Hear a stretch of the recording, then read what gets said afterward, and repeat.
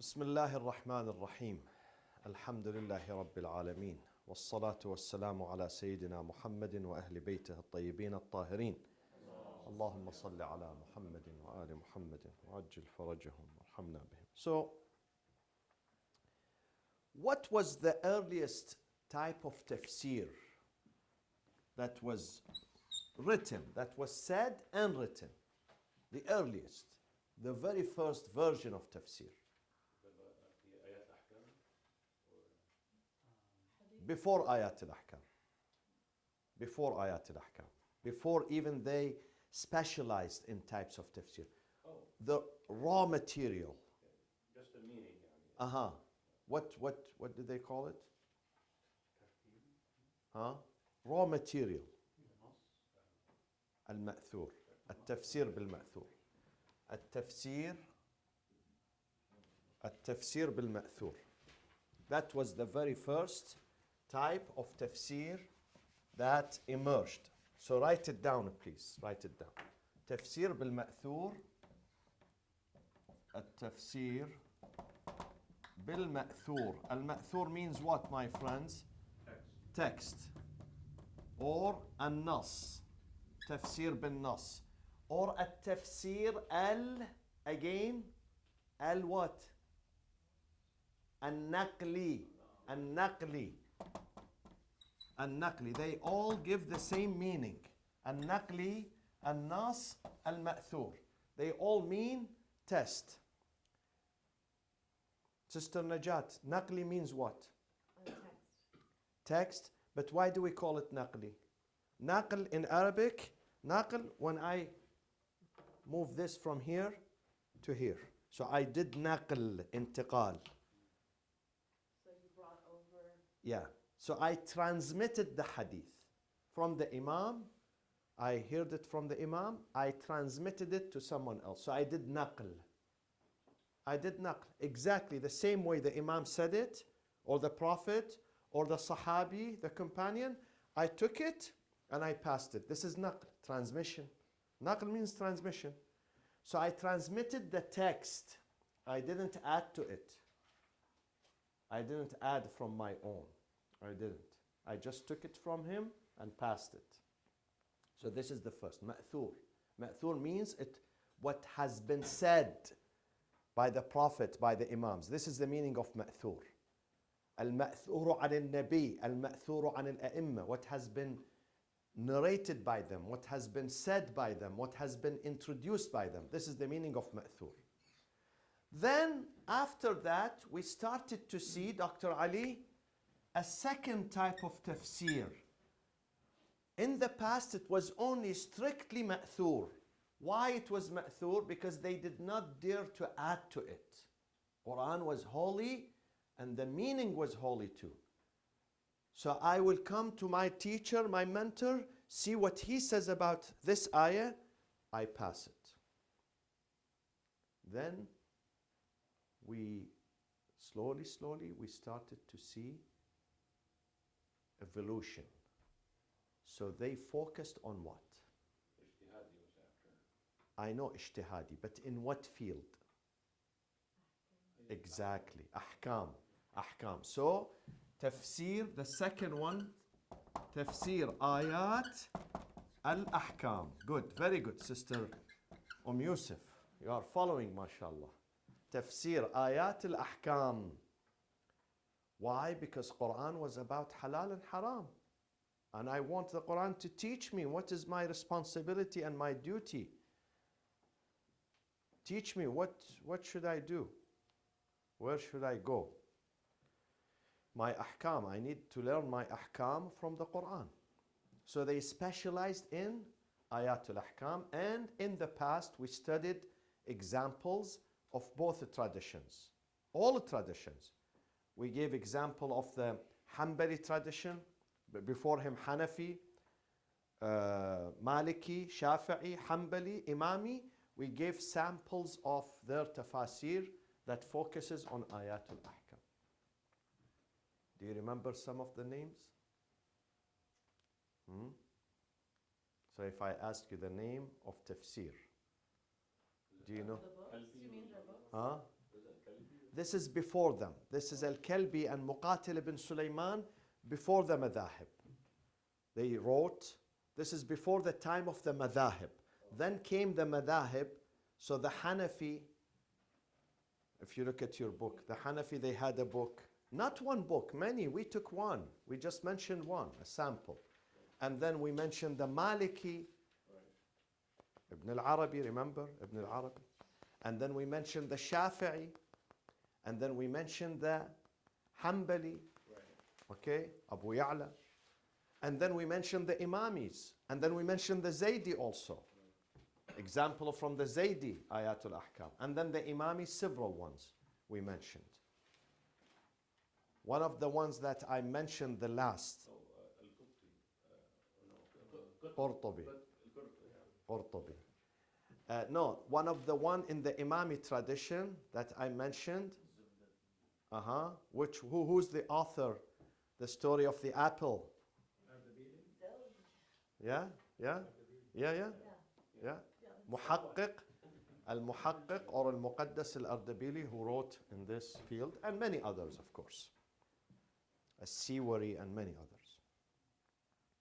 Then after that, so let me erase this. Can I erase this? Because I need to write number 3.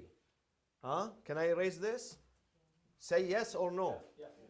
Then we come to another era which started and is still existing until today, and that is the third type of methodology of tafsir. A third type of methodology of tafsir, please write it down, the third type, which we will take today, and that because we mentioned number 1, Najat. We mentioned what was number 1 and number 2, and now this is number 3. And that is التفاسير الجامعة. But also we have to add something else. I left it for you to tell me. Ali and Saeed and Nadeem. التفاسير الجامعة. Jami'a means comprehensive. Versus what? Why do we call it comprehensive? Versus number 2, which was what? Focusing on what? Ahkam, only ahkam. They zoom in on ahkam. This one zooms out. So it will include, it's all encompassing, all inclusive. It is expansive, okay? Not just ahkam. So includes what beside ahkam? Philosophy, kalam, history, stories, parables, language, grammar, all these things. Irfan, tafsir al-irfani, there are tafasir irfani. We'll take examples of that. Okay? So it is all encompassing. This type of tafsir is very comprehensive and very broad and very inclusive. But then if I am going to add one description to it here, what should I say? What should I say? Jami' is comprehensive, inclusive, all inclusive. But I have to add something else to distinguish it from number 1, which was here earlier. Exactly. Because that one was naqli, so this one is ijtihadi. So التفاسير الجامعة الاجتهادية. Because this is not ma'thur anymore, only ma'thur or only naqli. Sometimes they use, it doesn't mean that when it is ijtihadi, please listen to this sentence carefully. When we describe it as ijtihadi, it doesn't mean that there is no ma'thur, there is no transmission. They don't use the hadith of the Prophet, the hadith of the Imam, the hadith of the Sahabi to explain the verse. They do, but mostly they use their ijtihad. A combination of both. They use naql, not that they disregard it completely. They use, but mostly because the ma'thur does not use ijtihad. Says, it's not my ijtihad. I am just telling you what I heard. That's it. No more, no less. No more, no less. Because I'm afraid. The Prophet so many times said, threatened that من فسر القرآن برأيه فليتبوأ مقعده من النار. Whoever dares to translate, explain Quran with his own opinion, then let him reserve his seat. So they didn't dare to explain. But then later on, Quran in the beginning was small villages. Now Quran is universal. Quran has to be responsive to people's needs. You cannot just stick to the ma'thur. You have to use your brain, and he tells you, God tells you. But God says use your brain and your intelligence and your understanding within what? Within? Huh? Huh? Within the boundaries. Don't just come up with a theory and say, I made this theory. No. Where are the bases? Does it have roots, bases, or not? Bring me the basis. Hatu burhanakum. Within boundaries, within rules. Okay? Within rules and regulations. So التفاسير الاجتهادية الجامعة, comprehensive, which discuss everything in the Quran. They take the verse, they dissect the verse, and they analyze it. Number one, they speak about the word. What does the meaning of the word in Arabic, in grammar? Do we have similar to it in Arabic poetry or not? So they bring shahid. Shahid means evidence. In the Arabic, old Arabic poetry, old, not the new. The new is scrap. The old one was worthy. So they bring shahid, similar to it, and they say, see, even before the Quran, the Arabs used this term to mean this, and the Quran is using the same. So this means that the Quran uses this. Mm-hmm. Sorry, so can we say that number 3 was ijtihadi of the ayat al-ahkam, then followed by it with the comprehensive, and then number Yes. 4 on the timeline? Yeah, it evolved. Yeah. Timeline was, as I said, it was ma'thur, evolved slowly into ahkam, ayat al-ahkam, and then from ayat al-ahkam zoomed out to encompass everything, not just ayat al-ahkam. Okay. To encompass grammar, to encompass social life, to encompass other sciences. So we will see when they come to a theory, لا الشمس ينبغي لها أن تدرك القمر ولا الليل سابق النهار. They speak about the solar system. They speak about physics. They speak about astrology. So they expanded, if you will. It became very extensive and expansive and inclusive to all types of sciences, not just ayatul ahkam, not just fiqh and usul, even other philosophies, even sociology sometimes. They speak about psychology, they speak about sociology, they speak about medicine. When they come to the verse, كُلُوا وَاشْرَبُوا وَلَا تُسْرِفُوا, eat, drink in moderation, without excessiveness. They speak about, nutrition and food and medicine. And so it became an encyclopedia. This is why the tafsir is not one book. The tafsir is how many volumes now? At least 20 volumes. Most of the tafsir, 20 volumes. Because it's very extensive. Okay? And then in the past, they used to put there, for instance, ayatul ahkam, his opinion, his understanding. Nowadays, the modern tafasir, they speak about the previous ones, what the previous one said about this, and how they were supported by others from this school, or they were opposed by others from that school. So you really enjoy reading the tafsir nowadays. It's very, very comprehensive. It's very comprehensive. And the first book we read in this category, ijtihadi, which is old, this is not new. A book that belongs to Shaykh al-Ta'ifa. Who is Shaykh al-Ta'ifa? Who is Shaykh al-Ta'ifa? Sheikh means leader. Leader, mentor, teacher, pioneer. The Pope, if you will. Ta'ifa means what? Ta'ifa is mentioned in the Quran. وَإِن طَائِفَتَانِ مِنَ الْمُؤْمِنِينَ. Ta'ifa, the sect, the school of thought. So Shaykh al-Ta'ifa is the mentor, the teacher, the leader of the Shia tradition.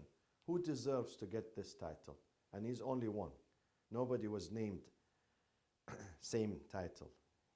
He has, huh?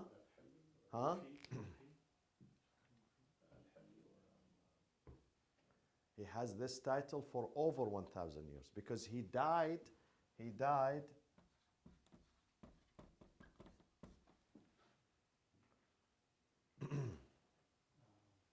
Okay, I'll give you,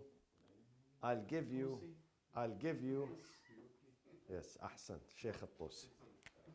Sheikh al-Tusi.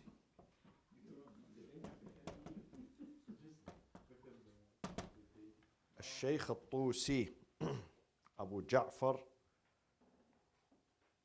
محمد ibn al-Hasan.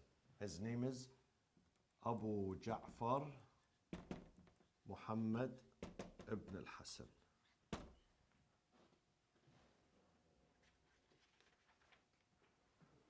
This man is a special man. He was born 385. Born 385. Died 460. So how many years he lived? 75 years.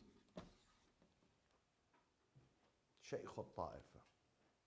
If I spend 3 days talking about him, it's not enough.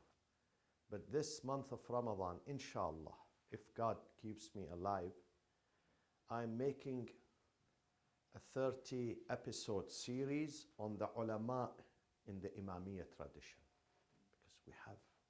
Because we don't know anything about them. Ulama, great scholars. Those are the ones who linked us to our Imams. Otherwise, how do I know about Imam al-Sadiq if those were not in the middle? If those did not sacrifice? Those were the ones who linked us to our Imams. So inshallah, every night, I'm going to choose 25 or 26 because some of the nights we have Layali al-Qadr and Martyrdom of Amir al-Mu'mineen. So 25 or 26 nights, each night one figure. And this is one of the, be in the beginning, inshallah. Maybe this is number 3 or number 4, Shaykh al-Tusi. Shaykh al-Tusi was born in Tus. Tus, where is Tus? Khurasan. Khurasan, Mashhad. Mashhad, the ancient name of Tus, of Mashhad, yes, Tus. يا أرض طوس سقاك الله رحمته ماذا ضمنت من الخيرات يا طوس. O the land of Tus, may God pour His mercy upon you. What sort of treasures you have produced. ماذا ضمنت من الخيرات يا طوس. Imam al-Rida went there for 3 years and he made it the most beautiful city. Most beautiful city. Khurasan. So this man was born 385. And then at the age of 22, 23, he studied there, of course. And Tus, my friends, at that time was one of the Hadira. When you hear this name Hadira, what does it tell you? Hadira. What does Hadira mean? Like up to date or like new? Yeah, right. Ready? Modern? Hadira means one of the main centers, the epicenter of knowledge. An epicenter of knowledge. So some cities are named Hadira, such as what? Kufa is one of them. Basra is one of them. Baghdad is one of them. Tus is one of them. Naysabur is one of them. Okay? Ray is one of them. Mecca is one of them. Medina is one of them. Hadiratul ilm, epicenter of knowledge.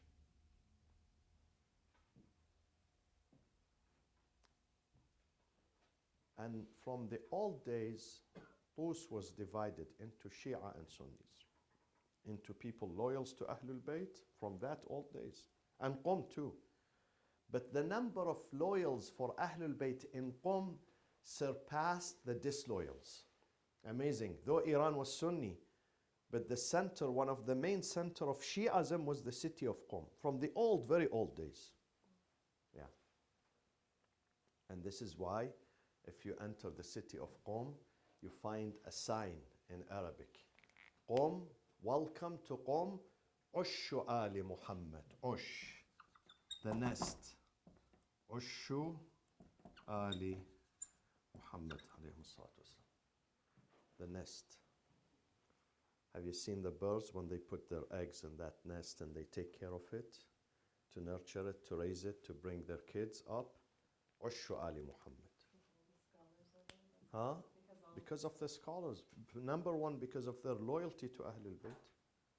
This is why Lady Ma'suma is buried there, because on her way to visit her brother, when Imam al-Rida was taken to Khurasan by the order of the Ma'mun, he pulled him, he summoned him. He said, you must come here. He didn't want to leave Medina, but so his sister, Lady Ma'suma, wanted to join her brother to go and visit him. So on her way, she was attacked by the anti-Shia people in Iran, in an area called today Iraq. Iran was anti-Shia. So she was attacked, her qafila, her caravan. Most of the men were wounded or killed. She was wounded. So she said to those, the survivals, take me to the nearest city where we have a base there. So they took her to Qom. They took her to Qom because they had wala, loyalty to Ahlul Bayt. And she stayed there for, some people say, few weeks. Because she was heavily wounded in that attack, and she died there. And she's buried there. And from that day, this place became, it was before, of course, but it was intensified after her burial in that area. It became Hadra again, of loyalty to Ahlul Bayt. And I miss Qom.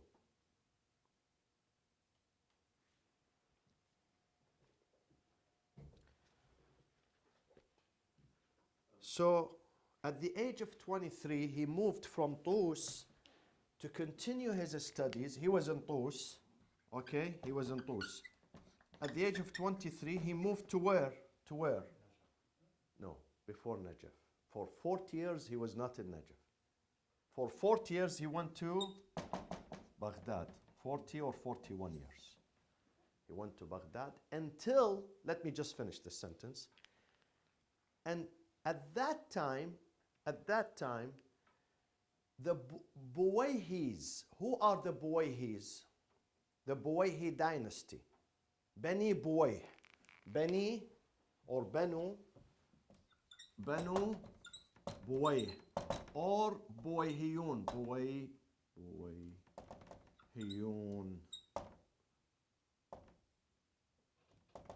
Buwayhiyun. Banu Buwayh. Who are they? It's a dynasty who ruled Iraq. Not just Iraq, Iraq and the surroundings. They established a kingdom, Banu Buwayh. And the center of it was Baghdad and Iraq. There is a debate that whether they were Shia, they were Shia, but whether they were Imamis, 12ers, or Zaydis. Some people say no, they were 12ers, Imamis. Some people say they were Zaydis. They were Shias, but Zaydis. They ruled for about 130, 140 years. They had a kingdom. And most of the prime ministers, the ministers were Shias. But, let me tell you if I have written it here or not. Yeah, so they ruled from 3, write it down. This is useful. 321 until 447. 321 until 447. How many years?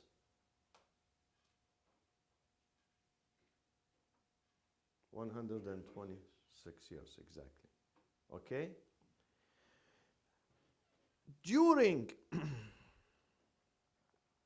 during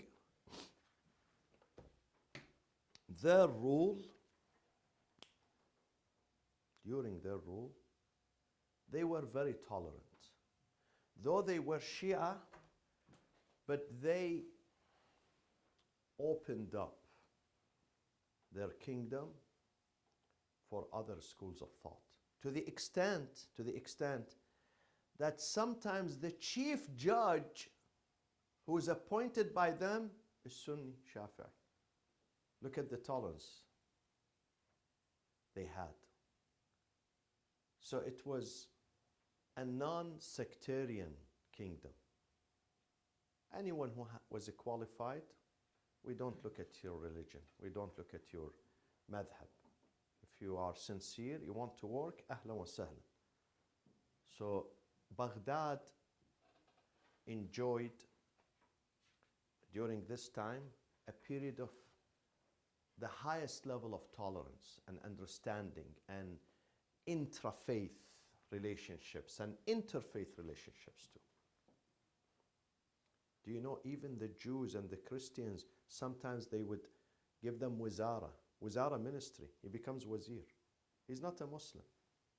But they say, you are a citizen, you are serving, you are in our kingdom, you live in our society. You should get on board. This was the level of tolerance. And these are the akhlaq of Ahlul Bayt. Akhlaq of Ahlul Bayt. That, we don't judge people, Someone said something to me the other day, which is very true. You know him.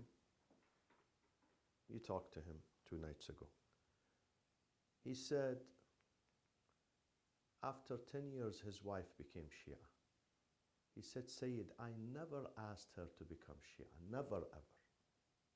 Never, ever during these 10 years. But what invited her is something bigger than the speech, is the akhlaq and the manners. Your actions speaks loud. Your action speaks loud. Your behavior, your akhlaq. You don't have to tell people, come, let me show you, this is my madhab and I want you to, if you don't follow, then I'm not your friend. I'm not going to talk to you. Sometimes you have a Jewish friend, Armenian, atheist, Catholic, whatever. You show them the way through your behavior. And this is exactly what Imam al-Sadiq said. This is Ahlul Bayt's strategy. كونوا دعاة لنا, invite to our path, بغير ألسنتكم, without your mouth. Don't tell people to follow you. Show them the way and leave it to them to decide. You don't have to go and tell them every day, listen, if you don't follow me, you're going to go to hell. You are this, you are wrong, I am right. Don't. You do what you have to do. And they have eyes, they have brains. And if God finds them to be worthy, He will guide them. If they are not worthy, let them go to somewhere else. Why do you run after them? So, unfortunately, this dynasty collapsed because of the invasion of the non-Muslims, the Turks, the Seljuqs. They invaded Baghdad. Baghdad was thriving capital, okay? So they invaded it and they put an end to their dynasty. Not only they put an end, the Seljuqs, when they came, you read about them. They were very barbaric. They destroyed the most important Shia library in Baghdad. This Shia library was built by someone called Sabur. Sabur, who worked for the Buwayhis, and he had money. So he not only brought Arabic books, Persian books, Roman books, Chinese books, can you imagine? And many of them were, many of them, I would say at that time maybe 90%, were manuscripts. What does manuscripts mean? Written by ink, by hand. It means this is the only copy. The only copy. There is no photocopy of this. It's not printed. Nowadays you can print in 3,000, 5,000 copies of this book. At that time, people will sit and write. So if this book is burned or lost, khalas, your work of 10 years is gone. Thousands of books were gathered in this library, the most important Shia library. This is the biggest blow up to the Shia intellectual work since the time of Rasulullah. It happened in Baghdad when the Taghrul, his name, the one who invaded was Taghrul, Turkish name, decided to throw all these books in the Tigris River. They dumped the entire library in the Tigris. They say for several months the color of the water was what? Blue. Read it. Read it in the history. The color turned blue because underneath, in the bottom of the river, thousands of books were dumped into the river. So Sheikh al-Tusi was in Baghdad. They attacked his house. For 40 years, 4 decades, he was Sheikh al-Ta'ifa. He was teaching. His house in the area of Karkh. Karkh, Baghdad, if you go to Baghdad, Baghdad is a beautiful city, by the way, but not now. Now it's not beautiful. But I remember back in the 60s was beautiful, but inshallah one day it will restore its beauty. So Baghdad is divided into 2 parts. The Tigris River cuts through the city, but not straight, in a zigzag way. See, zigzag way, very beautiful. I've taken picture from the airplane myself. We flew over Baghdad. We took off from Najaf. After 20 minutes, we were over Baghdad. I took, very beautiful. So, and one area is called Karkh. The other area is called Risafa. Shias are concentrated in Karkh. Okay? And our Imams are also buried. Kadhimain is there. So his house, the house of Sheikh al-Tusi, was in Karkh. His house was invaded. He had kursi. Kursi is like a chair of teaching. It's like a minbar. He has a special room, special gallery, where he sits there and he gives his, like a podium, like the podium we have here in the mosque. Where do we give the lectures? On the podium. This is called in Arabic kursi. Kursiyut tadris, the chair of teaching. The kursi was burned, his house was invaded, the books were dumped into the streets. The sheikh was tortured. As a result of that, God had another plan for Sheikh al-Tusi. What was the plan?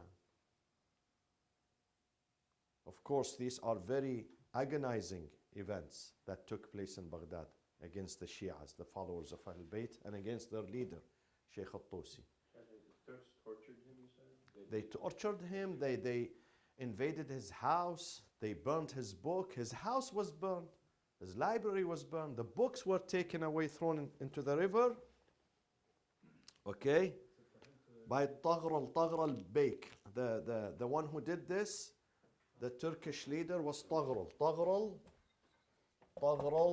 Beyk. Taghrul Beyk from the Seljuqis, Seljuq. You read about them, Seljuqs. For him to be buried next to Imam Ali, is that the reason? Buried or what? What? More than burial. To be teaching instead of Ah, exactly. So in year 449, Sheikh al-Tusi moved after 40 years in Baghdad. He moved. Where is his third station? He was born, raised in Tus. 40 years in Baghdad and then Najaf. So he left Baghdad. But Allah said to him, don't worry. Same story like when the Prophet left Mecca to Medina. God said to him, Inna alladhi farada alayka al-Qur'an la radduka ila ma'ad. The Prophet was tearing up. God said to him, don't. This movement from here to Medina is going to create the Islamic society. Makes you more powerful. You're going to Launch your da'wah from Medina. And this is exactly what happened to Sheikh al-Tusi. Sometimes we become unhappy because we lost our home, our time, our town, our business, you know. Sometimes our libraries. I remember when we left Karbala, I was 10 years old. My father was very sad because he spent every penny he made not on clothing, not on watches. I never saw my father wearing rings in his life, no rings. Every penny he collected, he purchased books. From Cairo, he went to Cairo, he went to Beirut, he went to Damascus, he went to Baghdad, he went to Tehran to bring books. And he loved his library, he really loved it. So the day he left, because he had to flee the country, he was very sad. First, because he left Imam Hussein and Abu al-Fadl al-Abbas, and second, his library. But then, subhanallah, God said, you must leave this country because you had mission elsewhere. If you stay in Karbala, no one is going to take care of the Shias elsewhere. Same thing happened with, that was the reason to establish what? 449, which is almost 1,000 years ago. Now it is 1441. So how many years ago? 1,008 years ago. Huh? He established what? The first seminary in Najaf. So he sought refuge next to the shrine of Amir al-Mu'mineen, and then he transferred his knowledge. The alim, you know, the alim, if he has knowledge, even if they take the books away from him, the knowledge is here. You can write another book, okay? Unless it's a plagiarism, then you can't. But if it is your work, you can, yeah, you face difficulties sometimes, but you can do it. And he established the Hawza al-Almiya, which was the source of barakah. He sought refuge next to Amir al-Mu'mineen, Imam Ali alayhi salam.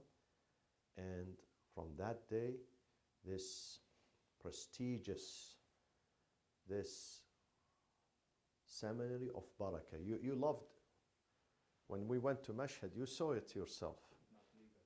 Subhanallah. This is my feeling too. When I go to, you know, I am Karbala'i from Karbala. But when I go to the shrine of Imam Ali, it's something else. The feeling is something else.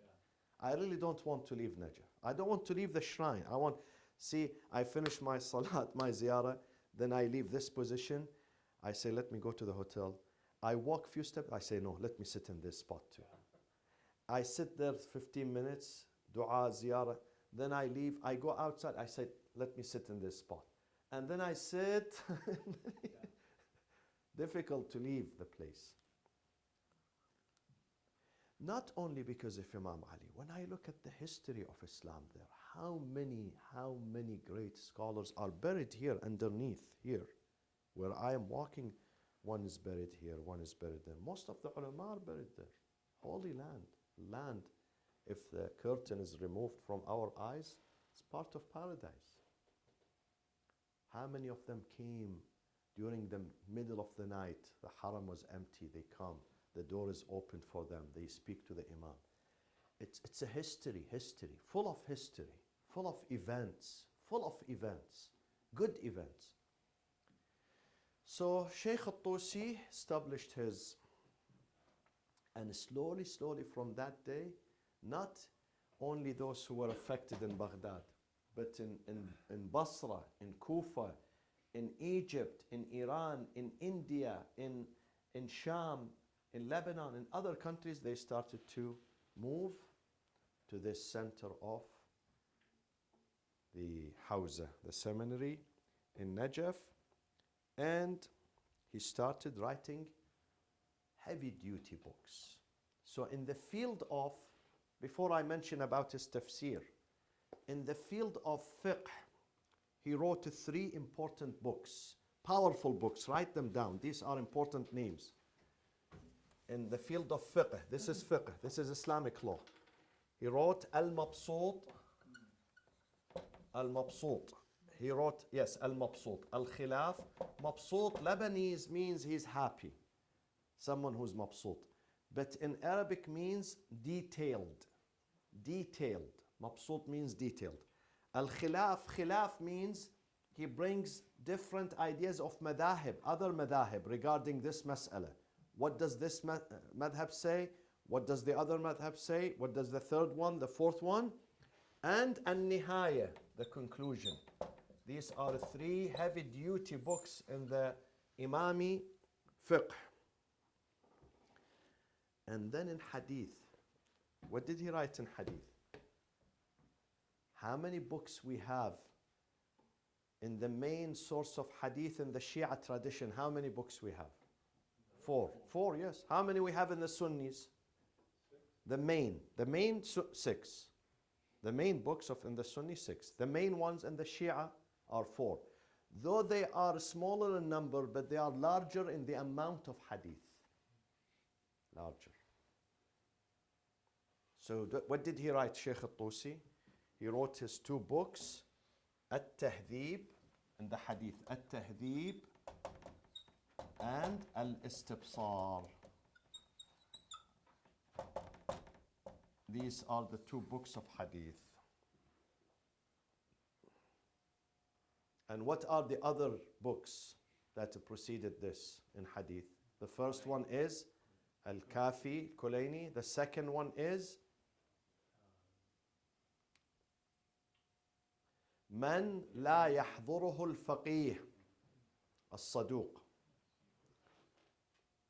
So these are his 2 books in the fiqh. And inshallah tomorrow I'm going to speak about his main book and main work in tafsir, which is called what? What is it? Al-Tibyan, which is one of the most important books in this field. Tafasir al-Jami'a al-Ijtihadiyya. A clear example of this methodology, number 3. Remember, we are speaking about number 3. We are giving example of this number 3. So the first example is At-Tibyan للشيخ الطوسي.